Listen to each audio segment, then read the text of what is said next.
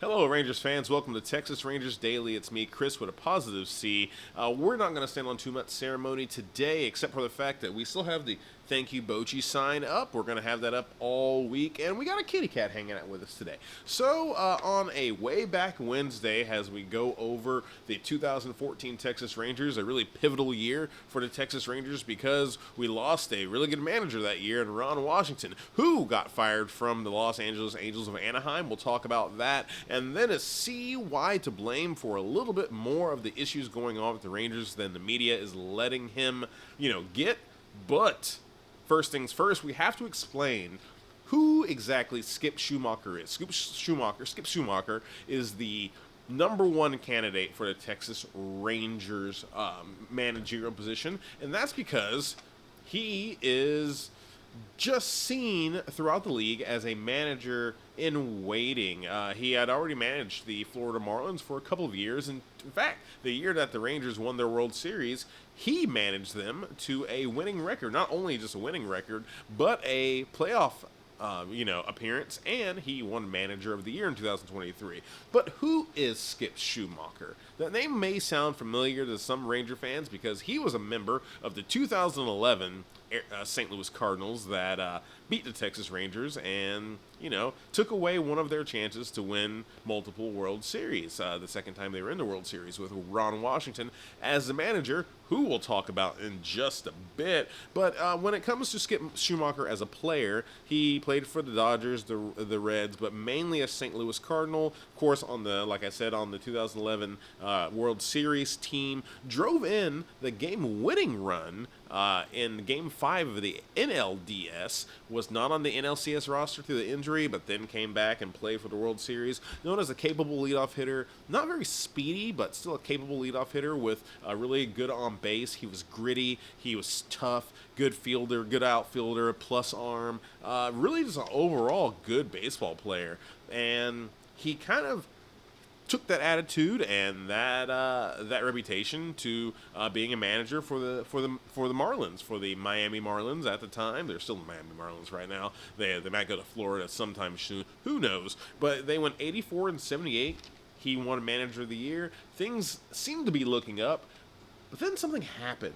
They went 62 and 100. Something wasn't clicking between him and upper management. The GM got fired, apparently. He was not happy about that. Apparently there was a lot of turmoil going on in the front office at the time, and Skip wanted out. Skip got out, and he became a consultant, a senior advisor here for the Texas Rangers in 2025, and that's where he sits. And as soon as he got here, the scuttlebuttle was definitely, is he manager in waiting? And it turns out he might be. And here's the thing. The reason why this really has picked up pace is because of the fact that the payroll is probably going to be a lot less than it was this year. And he won that Manager of the Year award with the 22nd highest payroll in the league. So he knows how to work with young players. He knows how to work with inexpensive players. I don't think the team constructed right now would really be a benefit with Skip Schumaker here because he's not the kind of manager who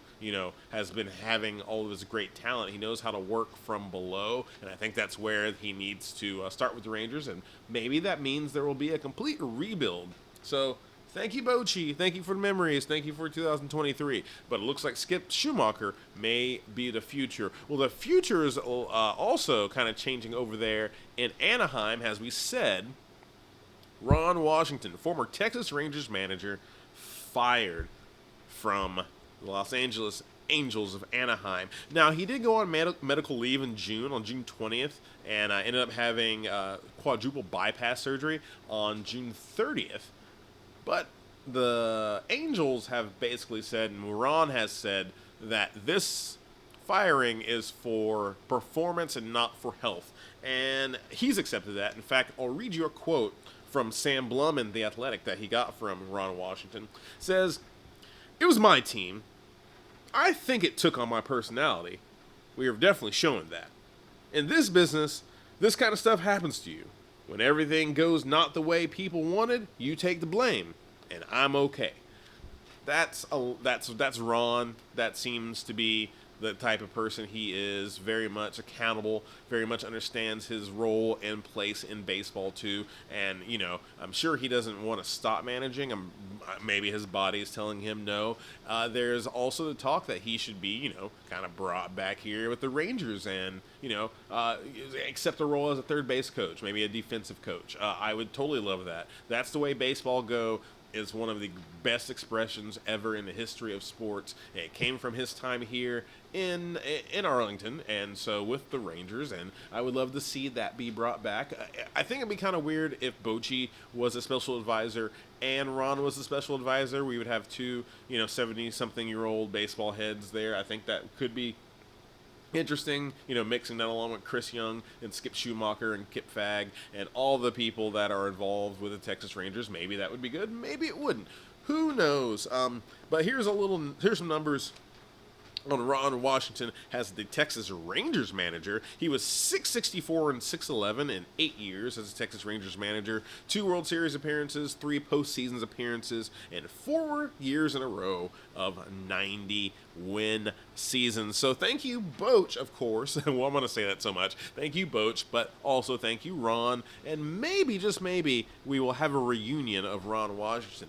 And so Ron hasn't been back in the Texas Rangers organization since 2014, and that is the topic of our way back Ranger team this week. It is the 2014 Texas Rangers. It's not a fun team to go over, kind of like the inaugural season. There's not a lot of stats I'm going to give you about how the team, really was, firing on all cylinders, because they weren't. But it started out really interesting because, on their way to a 67 and 95 record, they started out the year by trading fan favorite and clubhouse leader, I would say too, Ian Kinsler to the Detroit Tigers for a straight up trade for Prince Fielder. They also signed J.P. Arencibia, who would be beneficial for that 1 year for the Texas Rangers, and then also signed Sin-Soo Choo, which he's just a great person, and he was a really pretty good player for the Texas Rangers during some kind of bleak times and good times too. So that started out the year, and the year itself started out pretty slow. Injuries mounted. Prince Fielder only played about 40-something games throughout the whole year, and in fact, the Rangers set a record for the most players and pitchers used in a single season, the most people on the roster throughout the year. The injuries were awful. Injury bug hit everybody except for like Colby Lewis. Even like Colby Lewis and Yu Darvish definitely played and pitched their normal allotted games. But then you see the rest of the numbers when it comes to the bullpen and other starters. Outrageous, but that's the kind of year it was. It seemed like everything was gonna go wrong. The Rangers won only 5 or 6 games in both June and July. Those 2 months just completely wiped us out. And then September happened, and Ron Washington left the team for personal reasons, he said, wasn't welcome back. And then it comes to find out that it was an affair. It was an extramarital affair that Ron was having, and the team decided that it was best just to part ways with Ron Washington. Tim Bogar finished the year as the manager, and things didn't get any better. Things actually got worse.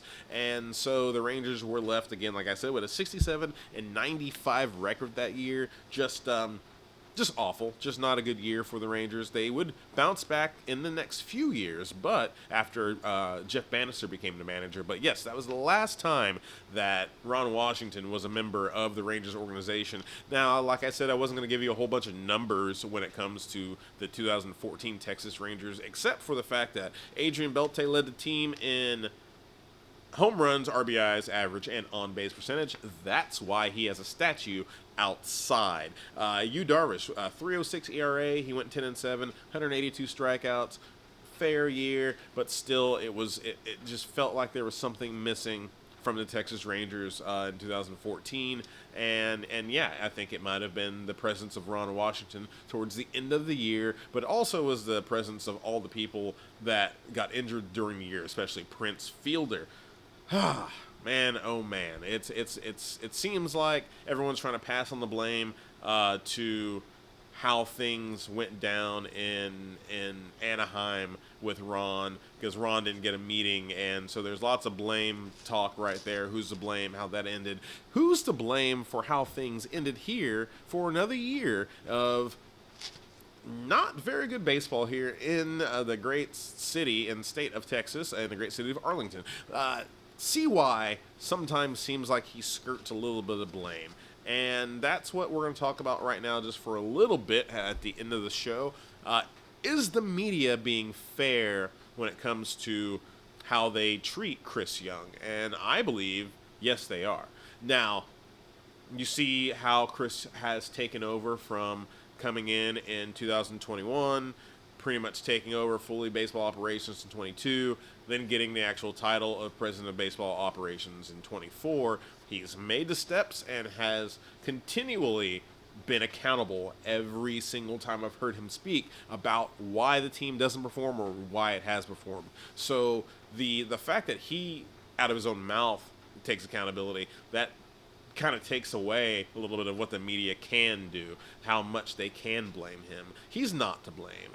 Chris Young has done everything he can with different handcuffs when it comes to this franchise, either financially or just the contracts now that he did sign, and how there's not a lot of maneuvering you can do. So I don't feel that the media at large is giving Chris Young a pass. I know that Chris Young's not giving himself a pass, and I know that probably even behind closed doors, it's probably even worse when it comes to the self-evaluation and self-scouting that Chris Young is doing about the job he can do. Now, it's not going to get any easier, because Chris Young's going to have to deal with less of a payroll when it comes to building a team. But if he's really serious about having Skip Schumacher being the manager, I think that's the perfect guy to match up with Chris Young, and the way he's able to kind of find some frugal bargain bin kind of players every now and then. Travis Jankowski is a big example of that.